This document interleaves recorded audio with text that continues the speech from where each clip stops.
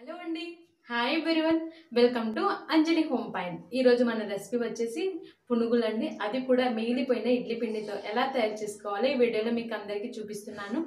So మనకి ఏమవుతుందంటే అప్పుడప్పుడు కొద్దిగా ఇడ్లీ పిండి అవుతుంది, అంటే ఇంత చిన్న కప్పు వరకు అలా మిగిలిపోతుంది కదా.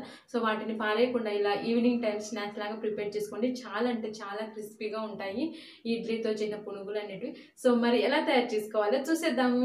ముందుగా ఒక పెద్ద మిక్సింగ్ బౌల్ తీసుకోవాలి. అందులో ఒక హాఫ్ కప్పు ఇడ్లీ పిండిని వేసుకోవాలి. నేను మార్నింగ్ బ్రేక్ఫాస్ట్ చేసిన తర్వాత మిగిలిన ఇడ్లీ పిండి అండి. అది ఒక 2 స్పూన్ల మైదా పిండిని, ఒక 3 స్పూన్ల బియ్యం పిండిని, రుచికి తగ్గట్టు సాల్ట్ని వేసుకోవాలి. ఇందులోనే సన్నగా కట్ చేసిన పచ్చిమిర్చిని, సన్నగా కట్ చేసిన ఆనియన్ని వేసుకోవాలి. ఒక పించి వరకు బేకింగ్ సోడా అంటే వంట సోడాని వేసుకొని అన్నీ ఒకసారి బాగా కలుపుకోవాలి. ఇప్పుడు ఈ పిండి చూడండి ఈ విధంగా ఉంది కదా. కొద్దిగా పెరుగును వేసుకుంటూ పిండిని బాగా కలుపుకోవాలి. మీరు వాటర్ బదులు పెరుగు యూజ్ చేసుకున్నారనుకోండి, ఈ పునుగులు అనేవి చాలా టేస్టీగా ఉంటాయి. చూడండి వీడియోలో చూపిస్తున్నారు కదా, ఆ విధంగా ఉండాలి పిండి కన్సిస్టెన్సీ అనేది. ఇలా అంతా కలుపుకున్న తర్వాత మూత ఉంచుకొని ఒక హాఫ్ అన్ అవర్ వరకు పిండిని బాగా నానబెట్టుకోవాలి. ఒక హాఫ్ అన్ అవర్ తర్వాత చూడండి పిండి బాగా నాని ఉంటుంది. వీటిని ఒకసారి మళ్ళీ బాగా మిక్స్ చేసుకోవాలి.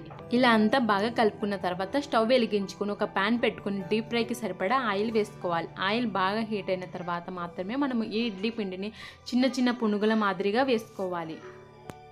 ఇలా పిండిని పునుగుల మాదిరిగా వేసుకున్న తర్వాత మంటను మీడియం ఫ్లేమ్లో ఉంచుకొని ఈ పునుగులు అనేటివి గోల్డెన్ బ్రౌన్ కలర్లోకి వచ్చేంత వరకు ఫ్రై చేసుకోవాలి. ఒకవేళ మీకు పిండి కనుక లూజ్ అయిపోతే రైస్ ఫ్లోర్ లేదా మైదాను కలుపుకోవచ్చు. ఇప్పుడు వీటిని అయితే మనం ఇక్కడ హైదరాబాద్లో అయితే వీటిని పునుగులు అని అంటున్నాం, కానీ మా ఊర్లో అయితే వీటిని బోండాలని అంటాము. చూడండి ఈ విధంగా కలర్ చేంజ్ అయిన తర్వాత ఒక ప్లేట్లోకి తీసుకొని పక్కన ఉంచుకోవాలి. ఇదే విధంగా మిగతా పిండిని కూడా పునుగుల మాదిరిగా వేసుకోవాలి. ఇప్పుడు వీటి కాంబినేషన్గా ఆనియన్ చట్నీని ఎలా తయారు చేసుకోవాలో ఈ వీడియోలో మీకు అందరికీ చూపిస్తున్నాను. ఒక మిక్సీ జార్ తీసుకోవాలి. నేను రెడ్ చిల్లీస్ని, ఎండుమిర్చి ఉంటాయి కదా, వాటిని ఒక గంట సేపు హాట్ వాటర్లో నానబెట్టాను. ఇప్పుడు వీటిని ఒక మిక్సీ జార్లోకి తీసుకోవాలి. అదేవిధంగా ఒక ఆనియన్ని ఈ విధంగా కట్ చేసుకొని వేసుకోవాలి. రుచికి తగ్గట్టు సాల్ట్ని వేసుకోవాలి. ఒక హాఫ్ స్పూన్ జీలకర్రను కూడా వేసుకోవాలి. కొద్దిగా వాటర్ని వేసుకొని ఫైన్ పేస్ట్ లాగా మిక్సీ పట్టుకోవాలి. అంతేనండి, ఆనియన్ చట్నీ అనేది తయారైపోయింది. ఈ ఆనియన్ చట్నీ అనేది మా ఊర్లో చాలా ఫేమస్ అండి. మా ఊర్లో బోండాలోకి కాంబినేషన్గా ఈ చట్నీని సర్వ్ చేస్తారు.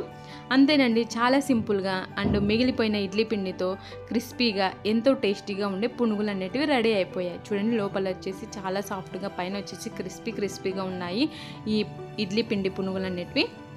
ఐ హోప్ ఈ వీడియో మీకు అందరికీ యూజ్ అవుతుంది, నచ్చిందని అనుకుంటున్నాను. మీరు కూడా డెఫినెట్గా ఈ రెసిపీని ట్రై చేసి ఎలా వచ్చిందో నాకు తెలియచేయండి.